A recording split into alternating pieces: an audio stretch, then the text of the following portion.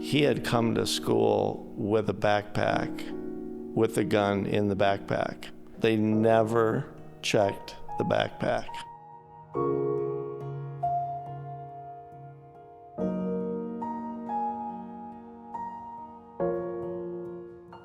We are going to be talking about a topic that is hitting different churches now. It's sad, but the last 20 years, it's been hitting a lot of churches, more than we even want to talk about. But school shootings.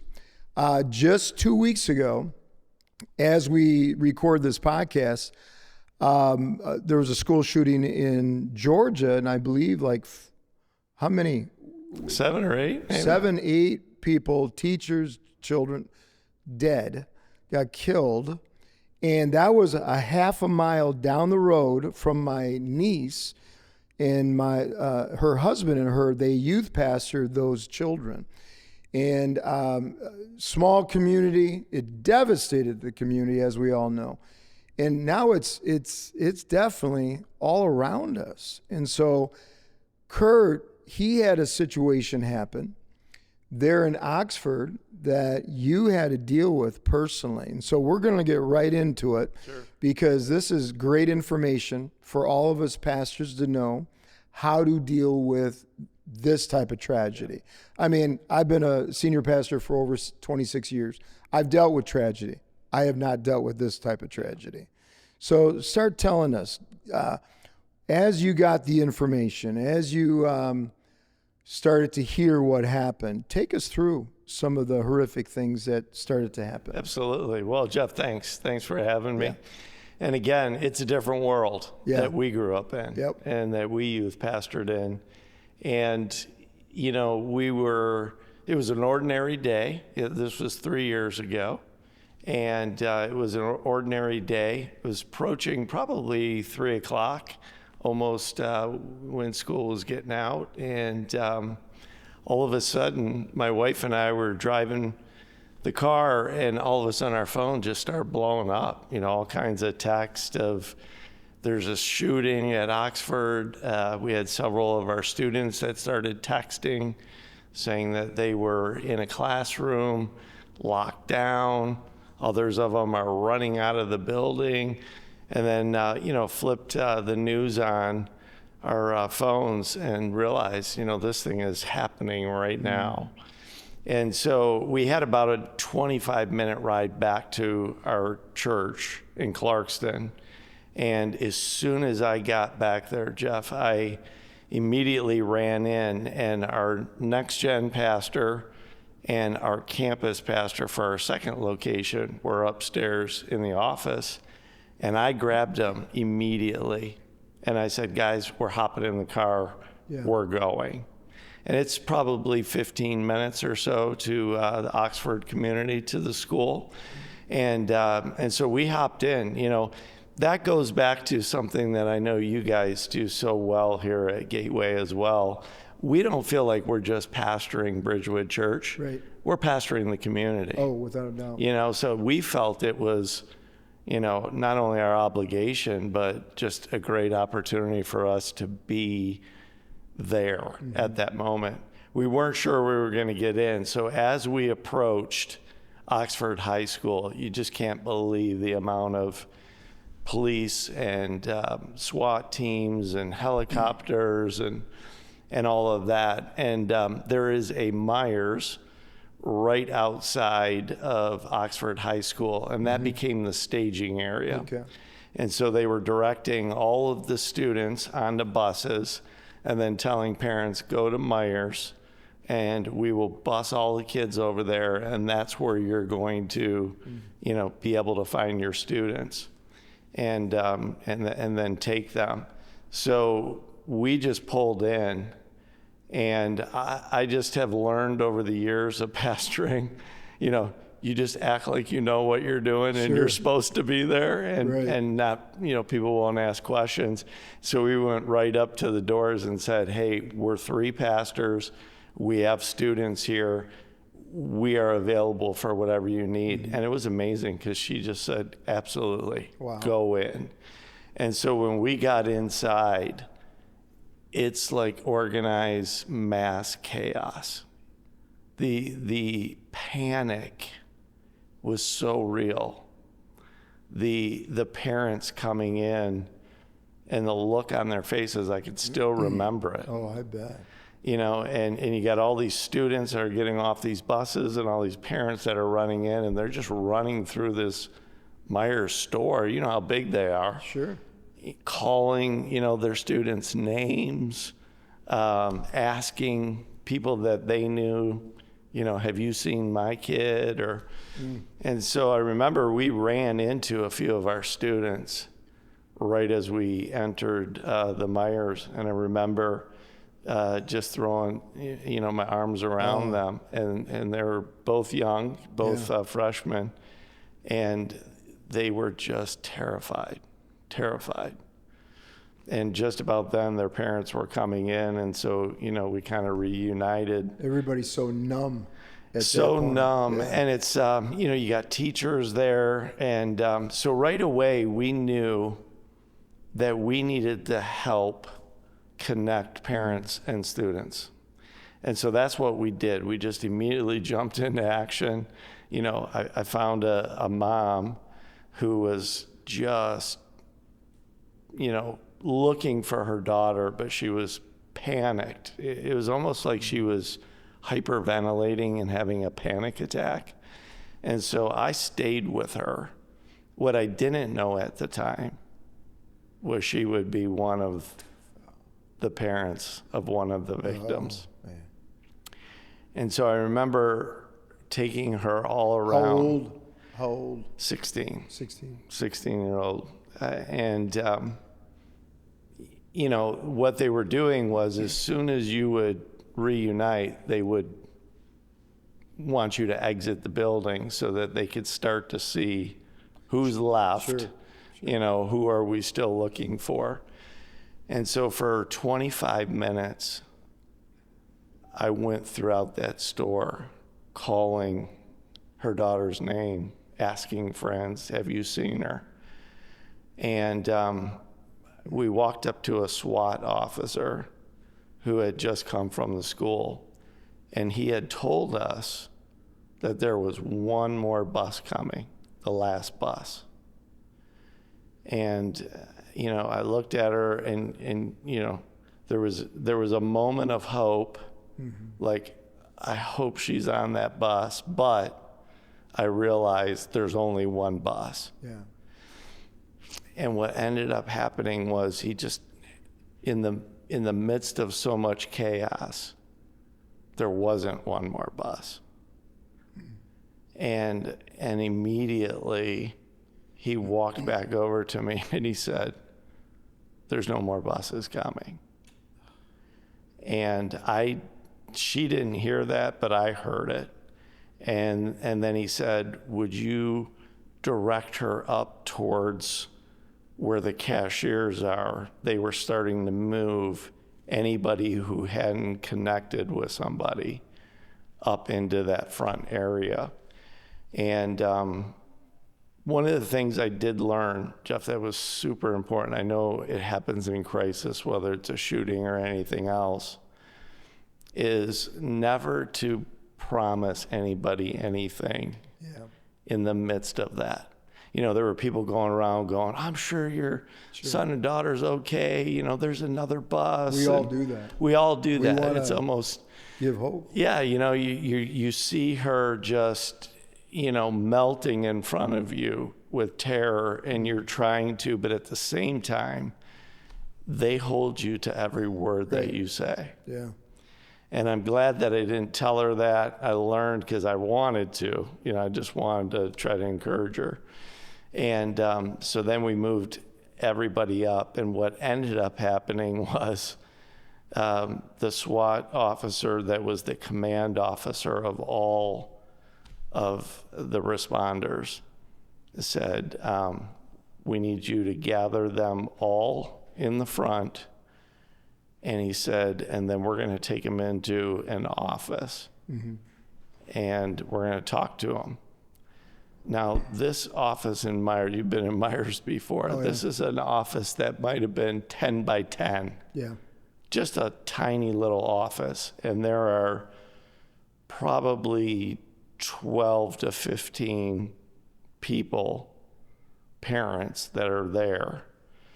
And what was the attitude? What was the temperament going? I mean, they knew something was coming. Were they getting... They were... I'm sure they were... the anxiety level was high. Anxiety was high. Mad? They were mad. Some of them were, why aren't we getting answers? Where's the other bus? We want to go over there. I bet dads were losing it. I mean, just wanting to go over there is what they did. And so they literally surrounded us. So they had all these officers and SWAT officers. They literally formed a half moon around us. And I remember looking over and they were bringing in stretchers. And I'm thinking to myself, what is going on? And so he walks over to me. Now, this is the command officer of this whole response team. And, we had just come in. He didn't know us. I didn't know him. He knew we were pastors. He saw what we were doing. He said, we're going to bring him in to this office. And he said, I want you to come in with us. And so we packed into this room, Jeff. It was like this. It was standing room only, shoulder to shoulder. And he closes the door. And he looks at him and he says, I'm sorry to inform you, but your children are deceased. And at that moment, there is no way to say that. No way to say it. And he said it very blunt and very quick. Because he probably wanted to get out of there. It was just, your kids aren't coming. And the range of emotions that happened in that room probably is the thing I'll remember. It was so tight in there, so crammed. One dad literally turned around and put his fist through the wall. And all of the pictures I remember, because I remember hearing broken glass, all the pictures fell off the wall. One mom passed out, and that's what they had brought the stretchers in for. She literally hit the floor. Another mom, who was the mom that I had been walking around with, let out, one of those blood-curdling screams that only a mother, just at the top of her lungs. And so we actually opened up the door, and they all piled out and literally fell onto the floor where the checkout is.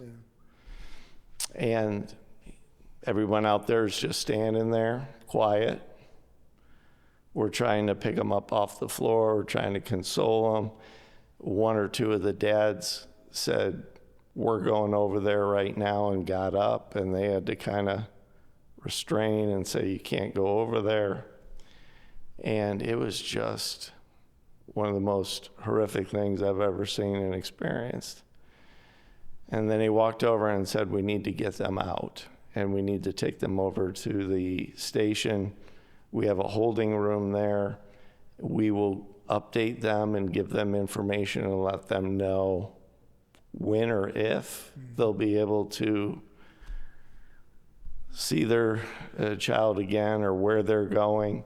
So probably took us 20 minutes or so to get them off the floor and into state trooper vehicles, and then take them over to the Oxford police station. And then they stuck them in a room.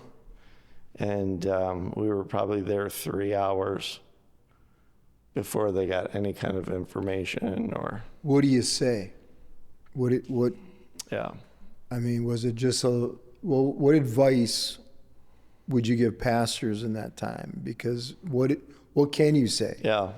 Was it just a lot of crying together, a lot of embracing? Yeah. I mean, at that moment, Jeff, because it had just happened, it was still raw, they didn't know anything. It was more, we were there to diffuse the emotions. There were several of them that didn't want to be consoled. They didn't, they just wanted to be alone.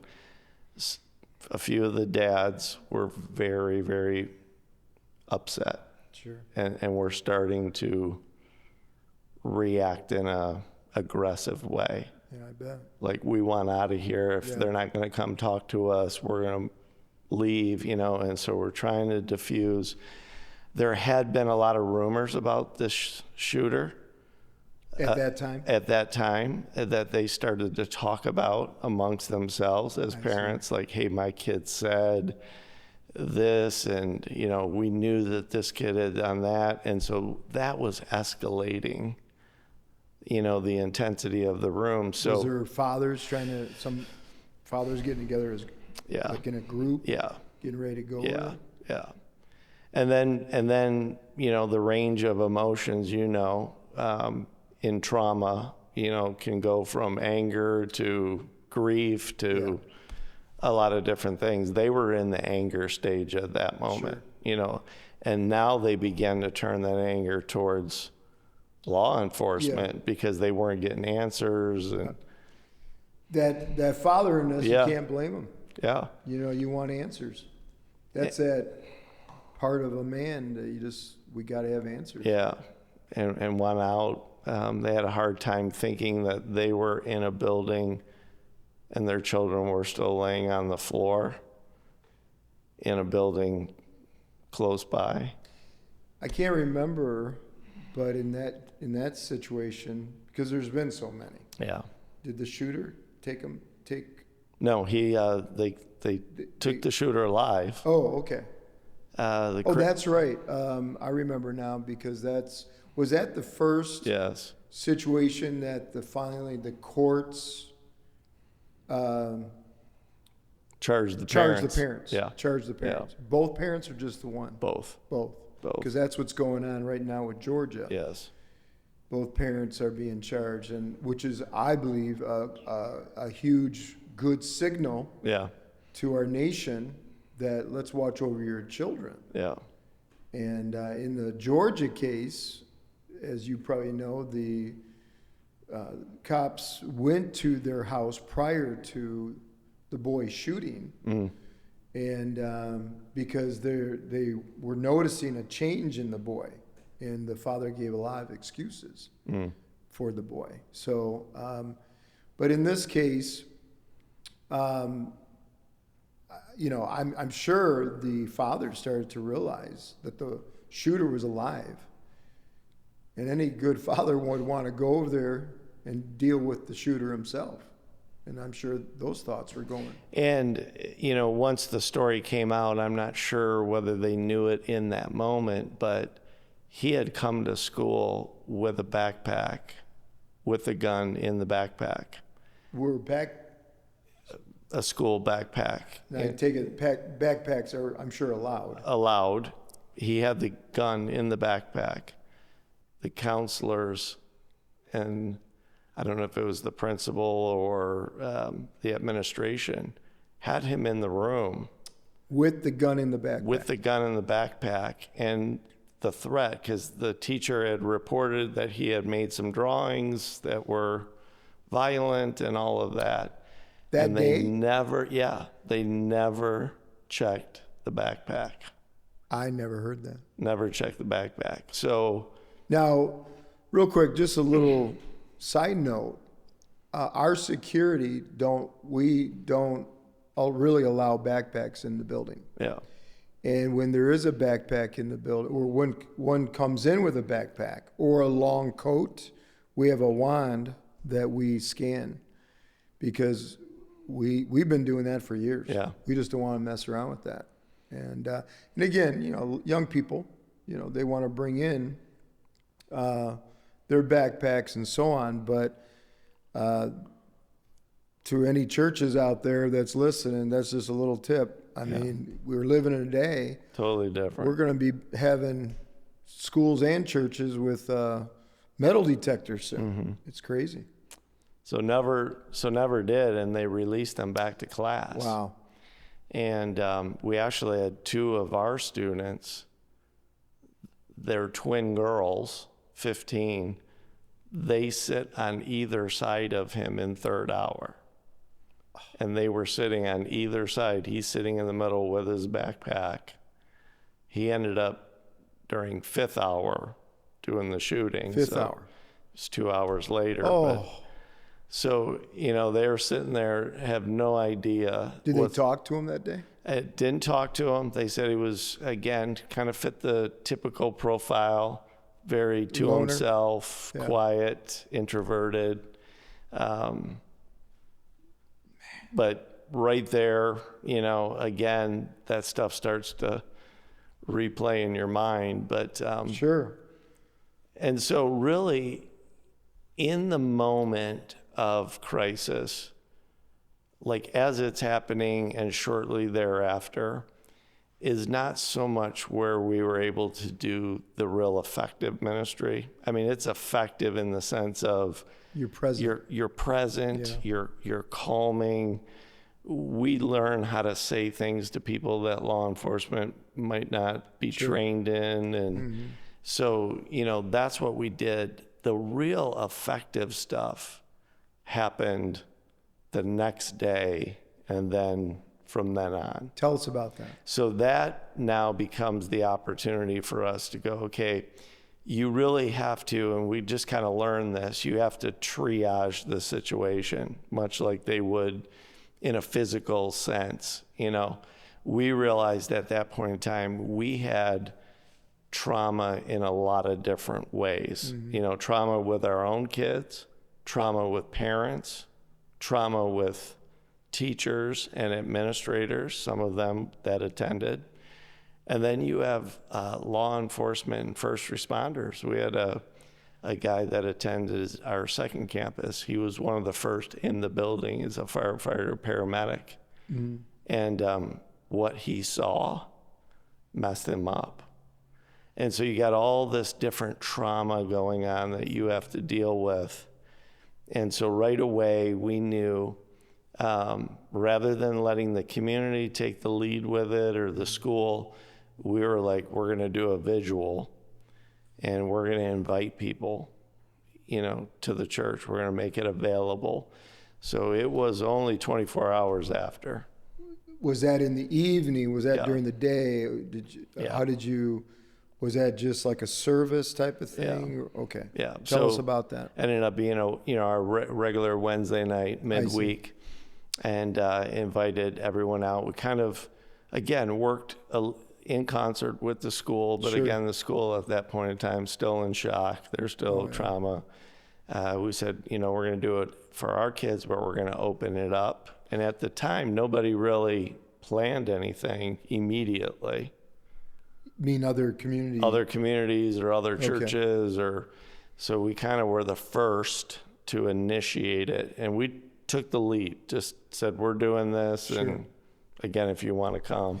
Did you ever open up like a counseling center in your church, like that week, or did you just offer it, type of thing? Yeah, so we offered it. There's a couple of resources. Through the Assemblies of God, which we're both connected to, that we immediately called. They actually came from out of state, and this is a free resource for churches. Yeah. And they sent their team immediately. Good. And they do trauma, they do counseling, and then we reached out to some local connections that we had. Okay. And so we had them on site. Was that utilized? Yeah. Okay. Yeah, oh, yeah. I would think so. And it was for different groups. So we had one for the students and a different one for parents. And again, we were directed to do that because in that kind of situation, they taught us that if you have adults, parents, and kids together, the kids aren't as open and vulnerable. Yeah. Now, that was hard for a lot of parents. We had several parents that, how it is when you get a second chance with your kid and my kid wasn't one of those, you hang on to them with dear life. Absolutely. And so we had several parents that were really uncomfortable at first, letting them go into a room without them. But once we kind of talked to them and some of the experts, and came in and said, no, this is actually going to help. Okay. It's going to help. And then we're going to do it for you because your needs are different. Right. And so all of that took place on the campus that day. And then we did the service at night. And within 24 hours, Jeff, we had national news there. We had local news. We had everything. So it's amazing how the word spreads really fast. And they were broadcasting. So then again, we said, okay, what do we need to know about that? Because it's so sensitive. Do you want cameras? Do you not want cameras? I know. Do you want people interviewed? And again, this was our first time, experiencing that. And so, again, we just learned a lot through that we told them they could come in, they could stay in the back and film the service, but no interviews, no talking to parents or anything like that, that we would designate 2 or 3 spokespeople. So my next gen pastor, a couple others, who said, these are the ones that you could talk to. Sure. Because they were running around with a microphone wanting to put it, in everybody's face and ask their story. And it was just too quick. It was just way too fast. But the amazing thing is this is such an opportunity, Jeff, to be Jesus to broken and hurting people. And there were no restrictions, so we said, we're not just going to have a vigil, we're going to share with them the hope and the need. And we had free reign to do it. And it was broadcasted. It was there. The place was jam-packed. We had to have seating and auxiliary rooms and satellites. So that became the initial way that we kind of felt like we've broken into the community and they see us more than just a church building, but they see us as people that literally care and can help. Totally. We still have, I was talking to our next gen, pastor yesterday, just recounting some of it. He said the amount of students that are here today that came to the vigil, that stayed, became awesome. a follower of Jesus. Beautiful. And, parents, that did that as well. That's the church of Jesus Christ at its best. Yeah. When we're equipped this way, and it doesn't take a lot of huge staff or nothing like that. It just takes a lot of good volunteers and a church of Jesus Christ to stand up and at a be prepared, as the Bible says, in season and out of season, and not to shy back. But that's where they say there's no atheist when you're in a foxhole type of thing. That's where people need Jesus and lean to the church. The major situation we went through, I don't know if you even remember, but it was shortly before we came into the new church. A family that was part of our church for years prior to that, I would say 10, 12 years prior to that. She was a lawyer. He was a stay-at-home mom. And they had 3 children. And all of a sudden, we didn't realize it much, but he was a closet drinker that we didn't know anything about. But he just snapped. And mom came home, and he went after him with a gun. The kids, they all locked themselves in the bathroom. He blew the door knob off and went through the kid's leg. Wow. Thank God it missed the main artery by like inches there and went straight through, grabbed the mom, basically beat her up, blew her, just shot her and killed her right there in front of the kids. Wow. and they were prominent people in our church.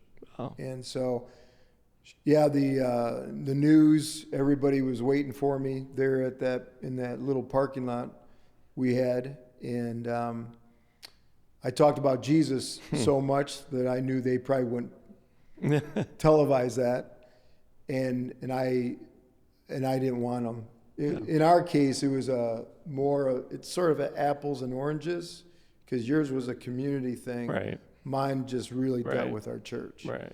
And I didn't want them in the televising, and the place was packed in our church that night. But right away that night, or maybe it was the next night, because when it happened, it happened late at night.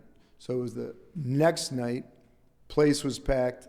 It was a Q&A time. Tammy and I conducted the whole night, and just trying to figure out. People were just trying to understand. Yeah.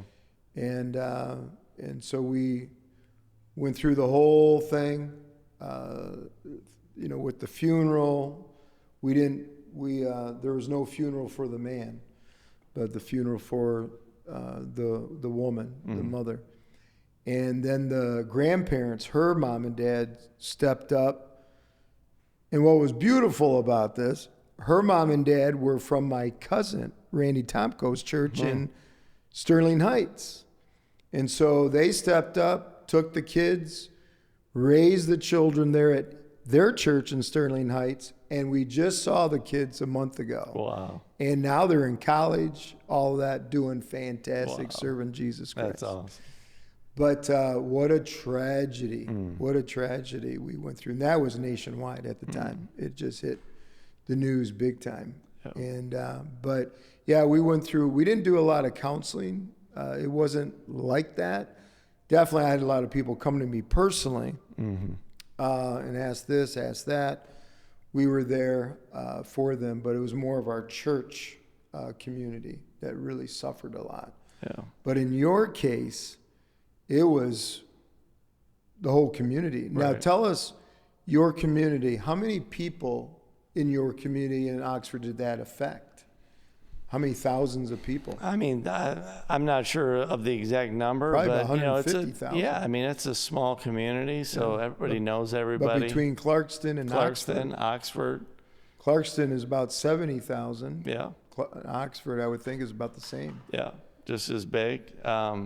These were very prominent students as well. One was a star athlete being recruited in his senior year with colleges. So we had football teams and all of that came. We had a couple of the students, were involved in the administration. Their parents, work for the school and that kind of thing. So it was an entire community.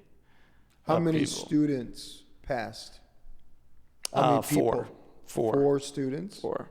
And then there were a few that were shot that survived. Okay, but just students? Yeah. Four students that died. One of the students that was shot that survived was from our youth group. Still from your youth group? Yeah. Wow.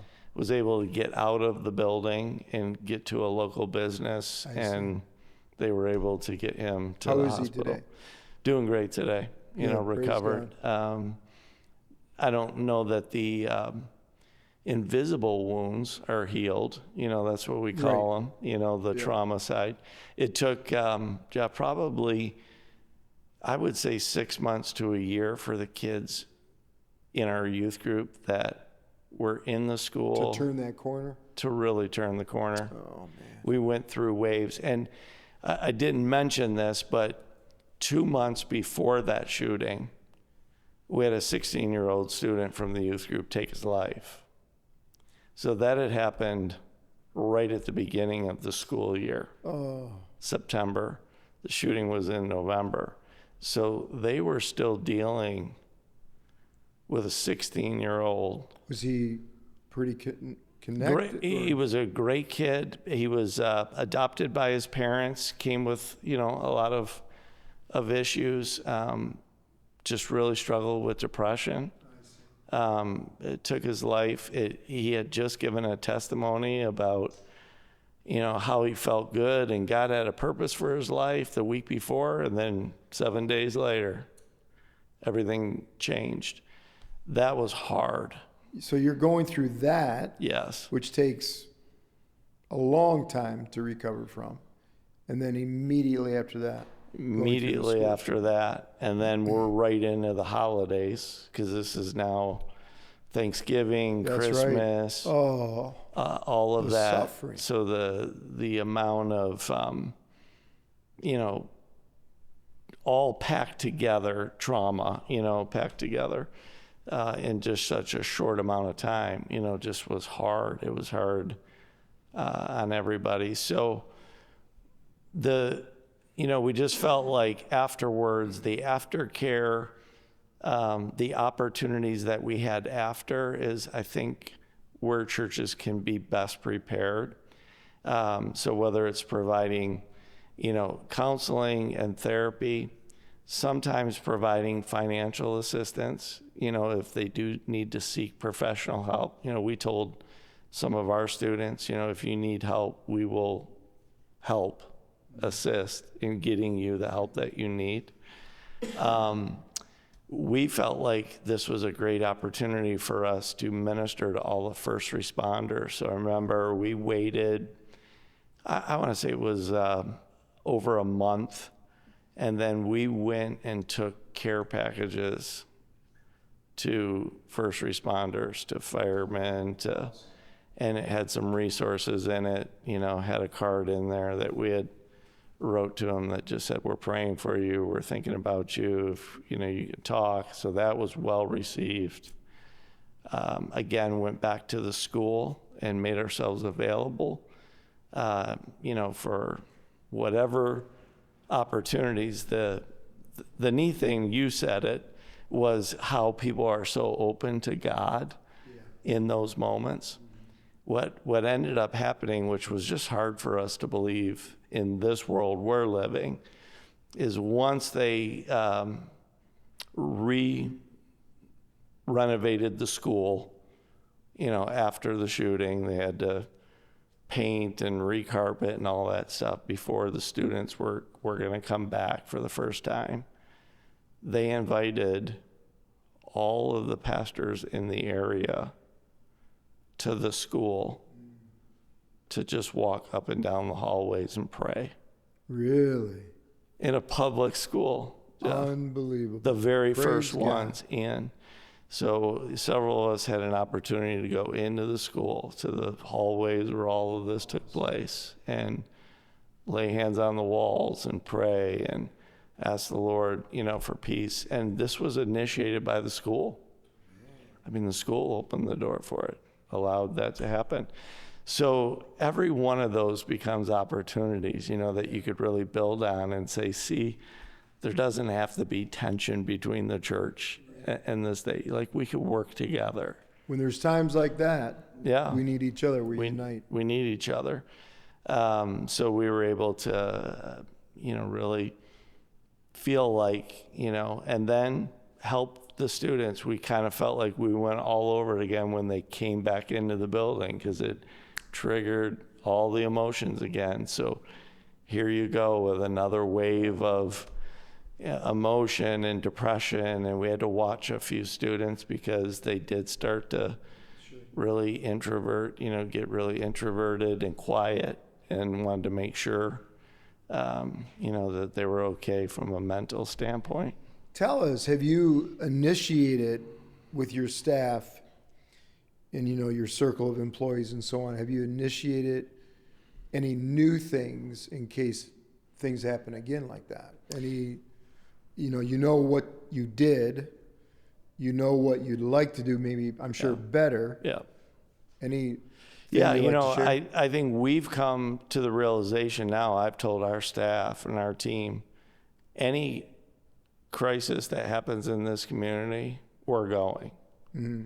So this was, I think we were actually on a text thread, Jeff, you and I, this was back in the beginning of the summer. There was a shooting at Great Lakes Crossing, which is our mall area. Yeah, I was in a car and on my way there before. I remember that now. I think I had texted you guys, Right. and said, pray. I have no idea what's going on, but same scene. You pull up and the whole mall, and I just knew at that point in time a little bit more what to do. I knew there's a staging area, so I went to the staging area. I knew at that point in time if there's any victims, any people that are coming, they're going to come to the staging area.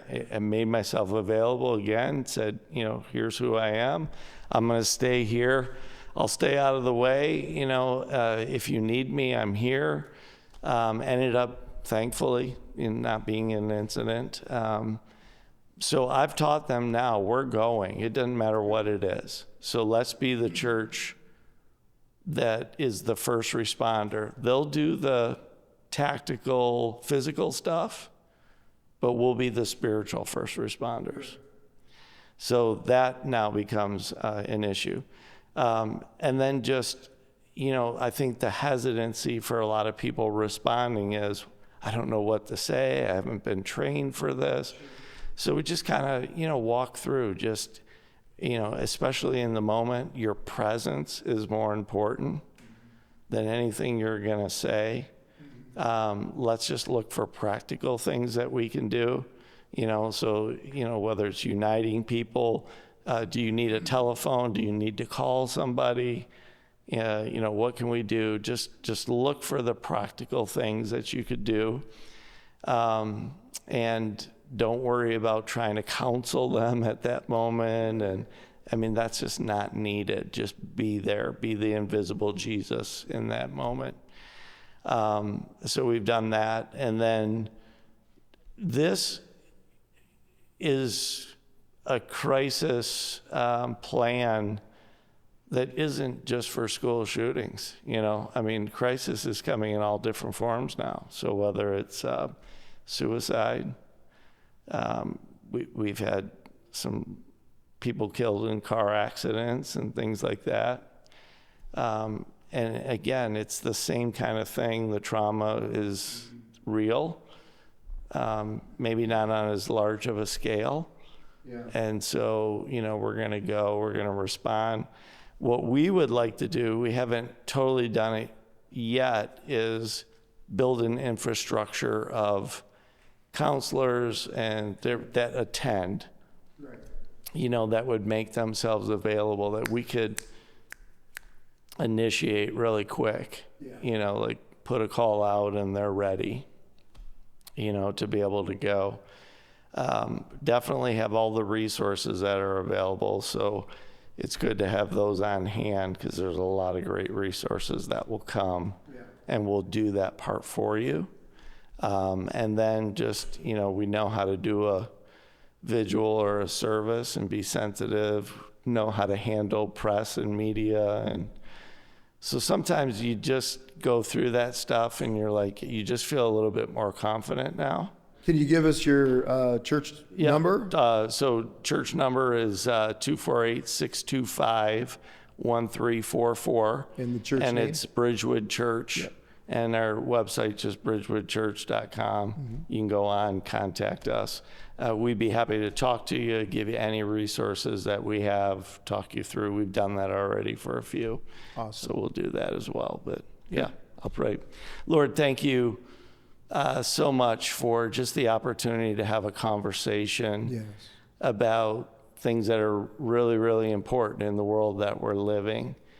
And Lord, we know as pastors and as shepherds over people, it's our responsibility to protect them, to care for them, to be with them when they're in need. And Lord, we just want to be equipped. We want to be as equipped as we can as pastors, as churches, as people, to be able to respond to crisis. It's not a matter of if, it's just a matter of when crisis is going to happen. And Lord, would you equip us, prepare us, help us to be Jesus in those moments.